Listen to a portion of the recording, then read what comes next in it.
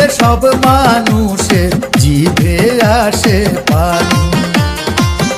দেখতে যেমন খাইতে তেমন কচি ডাবের পানি।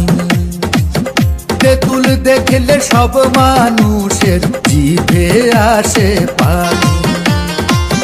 দেখতে যেমন খাইতে তেমন কচি ডাবের পানি।